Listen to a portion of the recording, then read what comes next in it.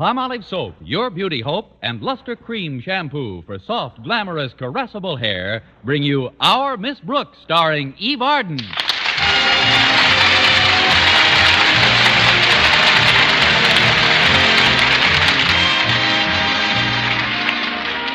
The daily problems of most teachers are not restricted to the ones they face at school. Our Miss Brooks, who teaches English at Madison High School, is no exception to this rule. No, indeed. Many of my problems don't begin until I leave school, or before I start to school. This, in spite of the fact that my home life consists of just A, my landlady, Mrs. Davis, and B, our cat, Minerva. Unfortunately, A is extremely absent-minded, and B is allergic to cat hair. Last Friday morning, the three of us were having breakfast together. Careful, dear. Don't drink so fast or you'll get milk all over you. Thanks for reminding me, Mrs. Davis. May I have that napkin, please? Oh, here you are, Connie. You look pretty silly with your whiskers all white. Well, who wouldn't? Oh, you're talking to Minerva. Yes. All finished, Minerva. There's a good girl. Now go on into the kitchen and wait for me. While you're out there, do the dishes. All right, I'll do the dishes. Oh, don't bother, Connie. You better get ready to go to school. Walter Denton should be picking you up any minute. Of course, you could dust the living room for me if you've got a minute. Those andirons I bought yesterday are pretty dusty. Andirons? But, Mrs. Davis, we haven't got a fireplace. That's what I told the salesman, Connie. But he'd carried them all the way up to our door by then. From where? From his car. He said it was his first time in this neighborhood. A door-to-door andiron salesman. Well, that's a new wrinkle. Yes, he was, Connie. And rather gray, too. That's why I just had to buy them.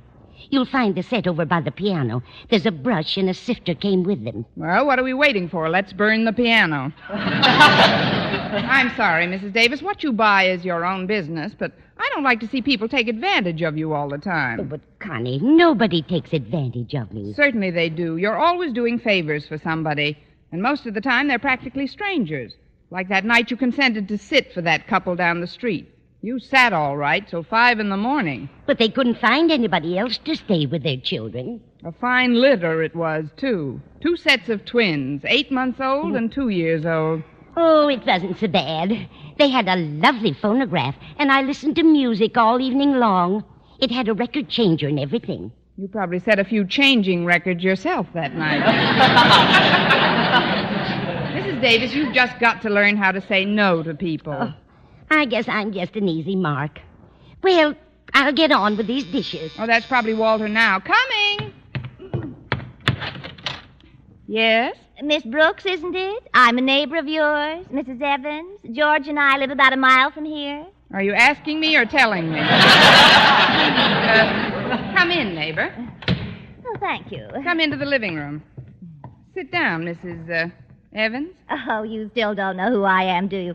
Let's see. Belmont Laundry. Does that do anything to you? Well, they tear my slips once in a while. Oh, I knew that would do it. It is good to chat with you again, Miss Brooks. Again? When did you chat with me last, Mrs. Evans? Right after the holiday. The Easter holiday? No, dear. Last Thanksgiving, we were both at the Belmont Laundry to complain about the service. And on the way out, we had a conversation. I said, isn't this laundry getting terrible? And you agreed with me. Now, do you remember? Of course. I just forgot some of the details. Well,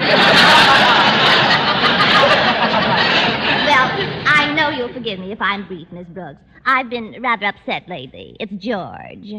It is? Yes, my husband, he isn't a bit well, and that's why we have to make this trip. The doctor seems to think that a week in the country will do him a world of good, so we're going upstate this afternoon. Molly has a farm up there, you know. It's a beautiful place.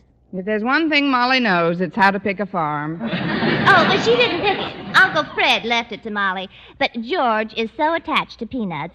And, well, Miss Brooks, for just this 1 week, will you take care of peanuts for us? Well, it's all according. How many bags of them are there? No, you don't understand. Peanuts is our dog, the cutest thing you ever saw, and he's no trouble at all. I've got him right outside in our station wagon. Come on out and take a look at him. Oh, but Mrs. Evans, the We dog... take him with us, but Molly's afraid of dogs. Come along, Miss Brooks. I took the liberty of parking in your driveway. Yes, I see. Who's that at the wheel, your husband? No, that's Peanuts. Oh. Did he drive you down? I mean, what kind of a dog is that, Mrs. Evans? He's a Dane, of course. I should have known. He's built just like Lauritz Melchior. Come here, Peanuts. Come on, boy. How can he get out? The windows are closed. Well, he opens the door with his teeth.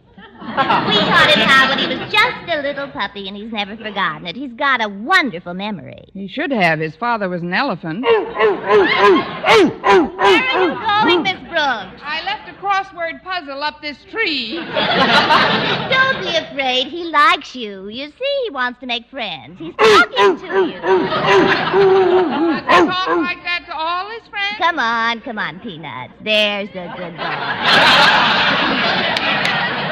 Give Miss Brooks your paw, Peanut. No, thanks. I've got a couple.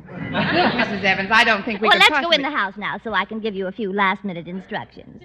Come on, Peanut. You might as well get used to your new home. You're going to be here for a week. Oh, but Mrs. Evans, I can't accept the responsibility for a dog this size. Besides, this isn't my house. I just rent a room here. Mrs. Davis owns the place, and she couldn't possibly have a dog the dishes, Connie, and... Oh, I didn't know you had company. Who are these folks, Connie? These folks, Mrs. Davis, are Mrs. Evans and her dog, Peanuts. How do you do? So we meet again, Mrs. Davis. Again? We all take from the same laundry. You know, I was just telling Miss Brooks here how little trouble Peanuts is around the house. He's really a lap dog, you know, but he doesn't require any special attention whatsoever. He'll eat some of whatever you eat, get up when you get up, and go to sleep when you go to sleep. I hope he's got his own toothbrush. Look, Mrs. Evans, this cottage belongs to Mrs. Davis, and it's up to her. Oh, don't think about me, Connie.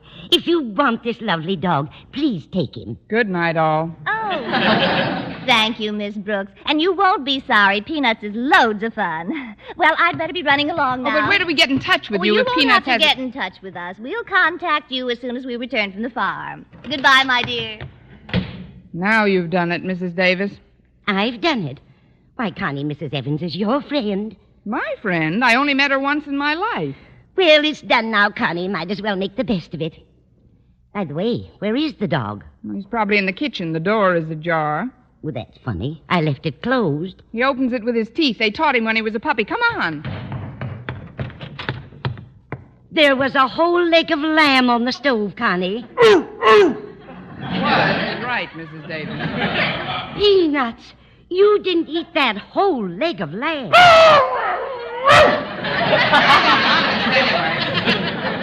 Oh, Mrs. Davis, we can't afford to feed this dog. Not if we want to eat, too.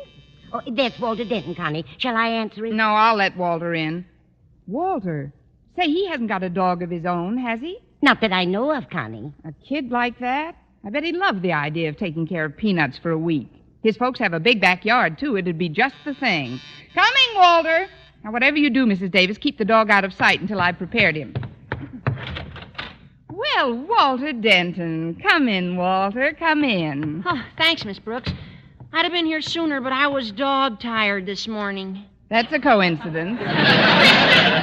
Walter, who would you say is a fella's best friend next to his mother? Stretch Snodgrass. Well, he's mine, anyway. Why, Miss Brooks? I mean in the animal kingdom, Walter. Who is man's best friend? Well, out west, they say a horse is. Right. And next to a horse? A dog, I guess. Right again, Walter. Now, what would you do if you could get an animal combining the best features of both? I don't get it, Miss Brooks. You will, Walter. For 1 week, I'm offering you absolutely free of charge the opportunity to look after, play with, and be a pal to a wonderful creature named Peanuts. Peanuts? Oh, where is he? Right in the kitchen. A friend of mine left him here, but, well, when I thought of how much bigger your backyard is, I just couldn't help it. I knew I'd have to make the sacrifice. Call him, Walter. Call Peanuts. Well, if you say so, Miss Brooks. Peanuts! Here, Peanuts! Walter, come down off that piano. You wouldn't hurt a fly. I'm not worried about his reaction to flies, Miss Brooks. you sure he won't bite? Positive. Come on now, just pet him. He likes you, Walter.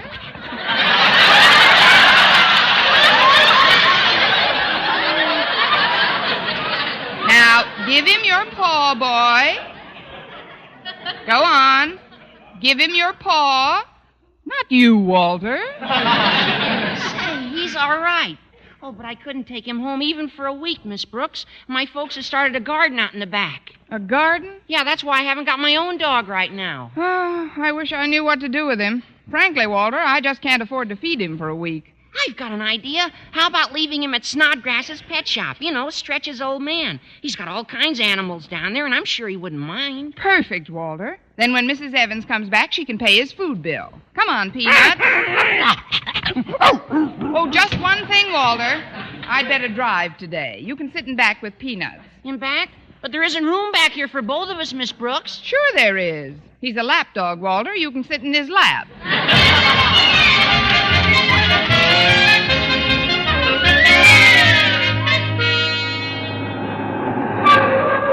Well, here's the pet shop, Miss Brooks. We can... Oh, golly, I forgot. What? It's closed. Stretch told me his pop was going away for the weekend. Oh, that's just dandy. Now we'll have to take Peanuts to school. To school? But, Miss Brooks, Mr. Conklin doesn't allow dogs at school. If he saw Peanuts, he'd blow his top. Our beloved principal will just have to make an exception, Walter. Besides, this dog is completely outside of Mr. Conklin's jurisdiction. Well, what do you mean, Miss Brooks? He happens to be a Danish citizen.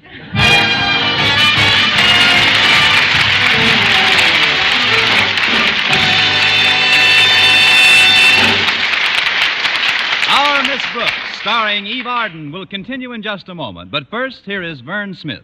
Here's wonderful news, ladies. Wonderful, wonderful news. Now there's something thrillingly new in Palmolive Soap's famous Beauty Lather. Yes, something thrillingly new. Palmolive's famous Beauty Lather now brings you new fragrance, new charm, new allure. Millions of women will prefer Beauty Lather Palmolive over all other leading toilet soaps the minute they try it. But Palmolive Soap's famous Beauty Lather now has a new, clean, flower-fresh fragrance for new allure, new charm. So, ladies, forget all other beauty care and use Palmolive Soap the way doctors advised for a lovelier complexion. Just stop improper cleansing and instead wash your face with Palmolive Soap 3 times a day, massaging Palmolive's wonderful Beauty Lather onto your skin for 60 seconds each time to get its full beautifying effect.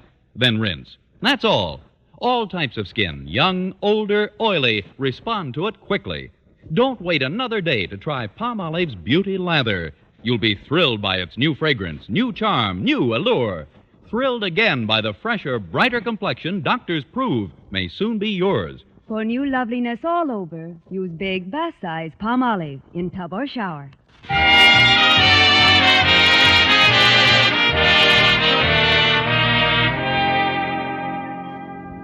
In spite of my enforced bravado, I was pretty squeamish about getting Peanuts into school without Mr. Conklin finding out about it. Fortunately, we were early, and while Walter parked his car, I was able to hustle the dog into the supply room with a minimum of incident. Of course, a few students we did encounter in the halls will spend the remainder of their adolescence with hanging jaws and bulging eyes, but that was unavoidable. Stretch Snodgrass, Madison's star athlete, known to the faculty as the body beautiful and the head empty, was in charge of the supply room when Peanuts and I arrived. Hi, Miss Brooks. Quiet, quiet. This is Peanuts, Stretch. Oh, I didn't notice him. Nice pooch. Pooch? But you're not seeing him at his best, Stretch. He usually carries a barrel around his neck with a St. Bernard in it. But, Stretch, we've got to keep him out of sight. Mr. Conklin mustn't find out that he's in school. Oh, he won't. Mr. Conklin's at the doctor's office. Harriet told me when she gave me the key to this supply room. Her father's getting tested for Allergies? Yeah. He won't be in for an hour yet. Harriet said she talked to him on the phone, and he's half shot. Translation. He's only through with half the shots the doctor's giving him. Yeah. But don't worry about Peanuts, Miss Brooks. I'll keep him right here in the supply room. Oh, look, Miss Brooks. He's scratching his own back. Isn't it cute? He smiles while he does it. Don't you? I wonder what he's got back there. Oh, It's probably just a mild case of hives. Well, it's certainly clever the way he takes the hives with one paw and beats them to death with the other. He'll make a great watchdog if I have to leave this place for anything. Can you imagine what a gag it'd be if somebody just wandered in to snitch a pencil or something? Yeah, great gag. They'd probably get hysterical permanently.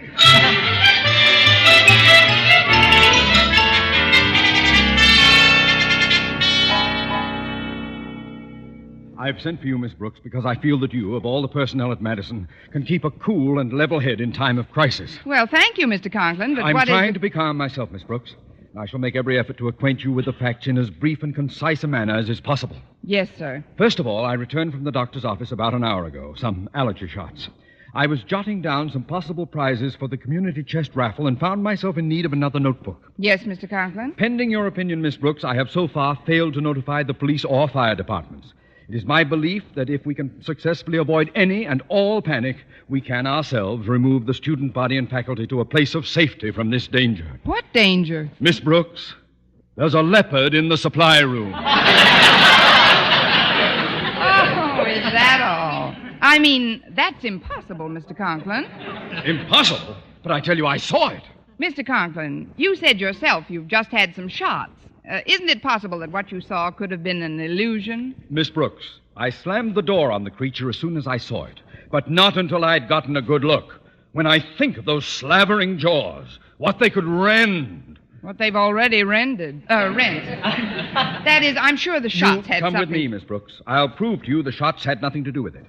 But for the life of me, I don't comprehend. Miss Brooks, what do you suppose that leopard is doing in the supply room? Maybe he ran out of something.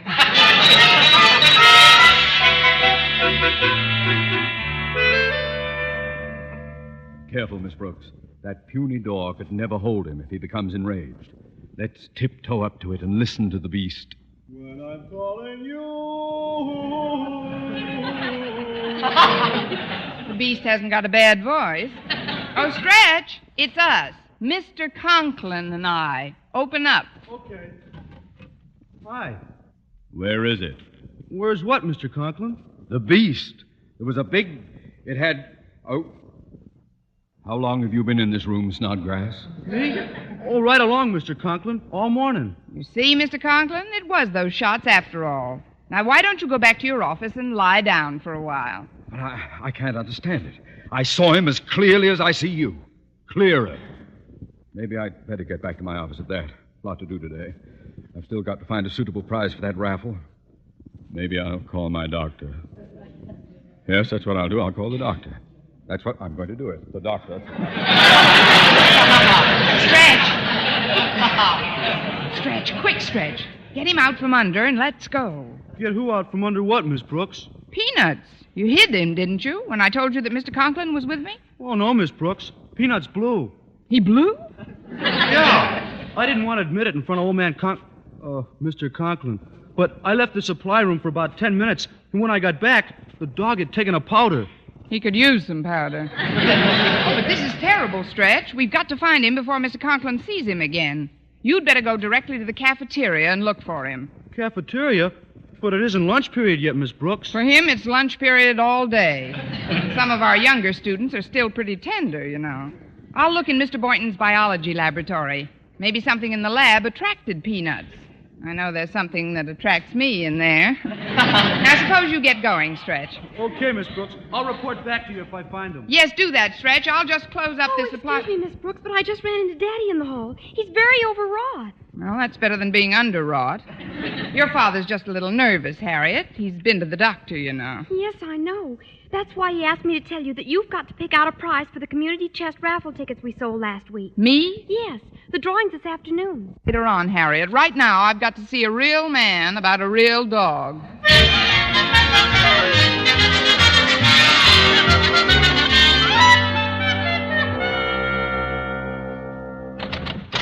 Excuse me, Mr. Boynton. I hope I'm not interrupting anything. Oh, not at all, Miss Brooks. I was just going to have a little snack. Brought some milk and pastry from home. It's Danish.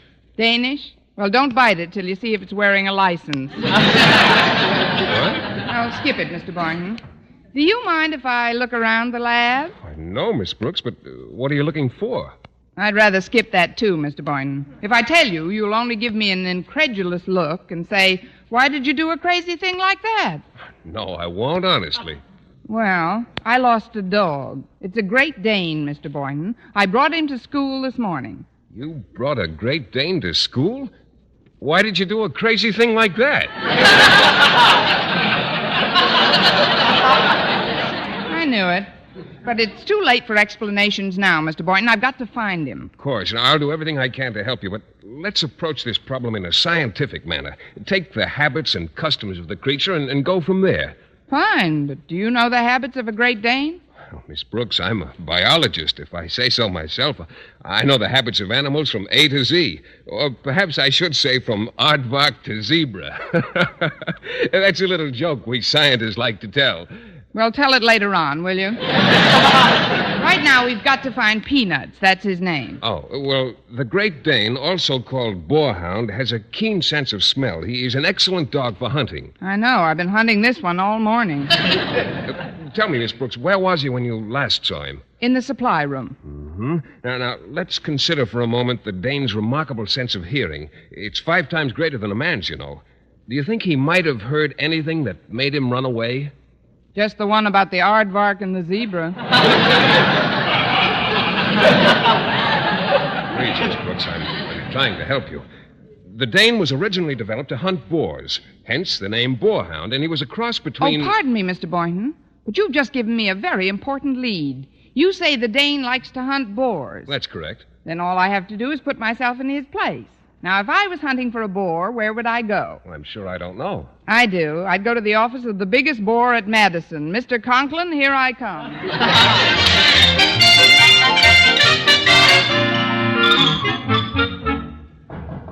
Come in. Hello, Mr. Conklin. Could I talk to you for a moment? I suppose so, Miss Brooks. Sit down. This has been a trying day for me, a very trying day. Yes, I know, Mr. Conklin. They haven't been able to isolate my particular allergy, and the doctor says it may take some time. Excuse me. Hello, Mr. Allergy speaking. Conklin. Hello, Mr. Conklin. This is Mrs. Davis. I wouldn't disturb you at school like this, but it's terribly important. I've got to speak to Miss Brooks. Oh, she's right here, Mrs. Davis. It's for you. Thank you. Hello, Mrs. Davis. Hello, Connie. I've just some distressing news for you. Mrs. Davis called and said her husband's doctor discovered that he's allergic to dog hair. Mrs. Evans? What? Naturally, they can't keep Peanuts any longer, so Mrs. Evans told me to tell you that he's yours. Mine? Oh, but I can't... Where is Mrs. Evans? I'll call her back. I'm afraid that's impossible, Connie. They've just left town for the summer. Left town? But, well, I'll talk to you about it later on, Mrs. Davis. Thanks, if you'll forgive a lie, for calling. Everything all right, Miss Brooks? Huh? Oh, yes. Everything is dandy, Mr. Conklin. Good, good. Now, about this prize for the community chest raffle, I've been racking my brain. Have you been able to think of anything? What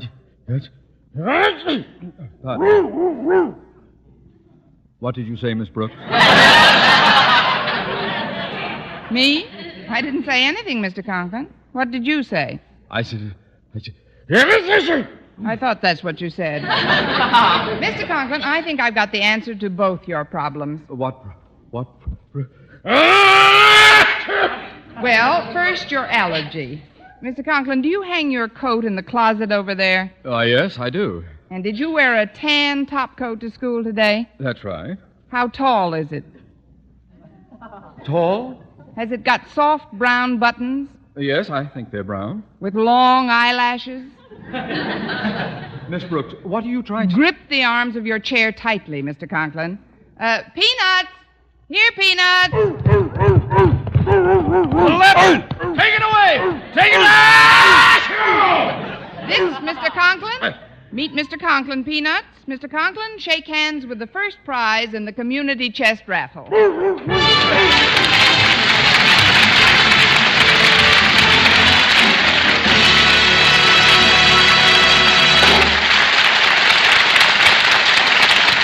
Arden as our Miss Brooks returns in just a moment, but first... Dream girl, beautiful luster cream girl. Tonight, Show him how much lovelier your hair can look after a Luster Cream shampoo.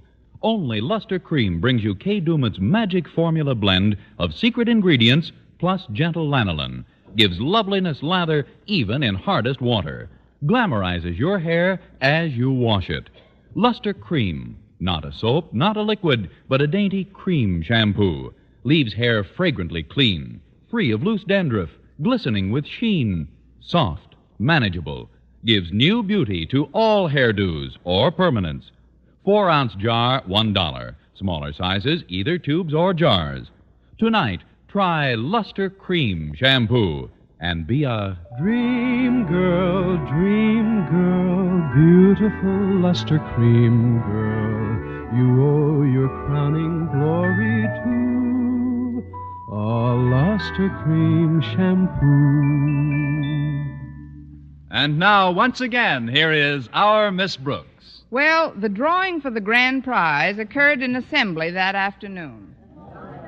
Attention, everyone. Quiet, please. Quiet. I'm happy to say that every member of the student body and faculty has contributed something to our community chest drive. And as we promised, there will be a prize for the holder of the winning number, which is 644. Miss Brooks, let's see your stub.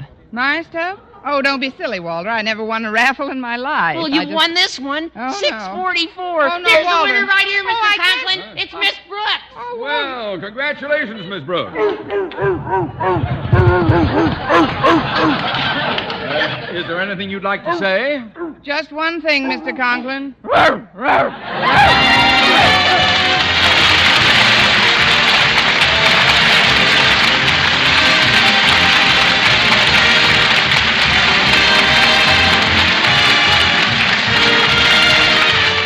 Tune into another Our Miss Brooks show brought to you by Palmolive Soap, your beauty hope, and Luster Cream Shampoo for soft, glamorous, caressable hair. Our Miss Brooks, starring Eve Arden, is produced by Larry Burns, written and directed by Al Lewis, with music by Wilbur Hatch. Mr. Boynton is played by Jeff Chandler, Mr. Conklin by Gail Gordon. Others in tonight's cast were Jane Morgan, Dick Crenna, Gloria McMillan, Leonard Smith, Mary Jane Croft, and Pinto Colveg.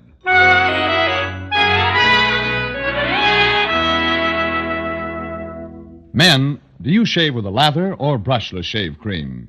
Palmolive shaving cream comes both ways, and whichever way you prefer to shave, you'll find that using either Palmolive brushless or Palmolive lather shaving cream can bring you more comfortable, actually smoother shaves. Here's the proof. 2,548 men tried the new Palmolive way to shave described on the tube, and no matter how they had shaved before, 3 out of every 4 got more comfortable, actually smoother shaves. Get Palmolive brushless or Palmolive lather shaving cream today.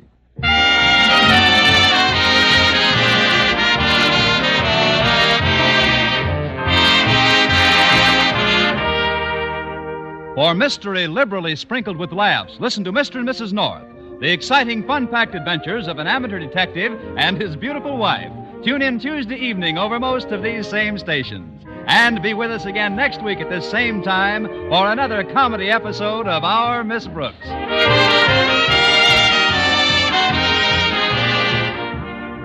One good reason to be proud we're Americans is that we're always free to tell our government how we feel about its actions. But let's not forget that freedom is everybody's job. All of us must work to keep our individual rights and freedoms by voting in an informed way so that the best men and women are placed in office. We must serve willingly on juries and public committees and take an interest in the development of our community, state, and country. For by being better citizens, we can show the world that America is a strong, successful democracy.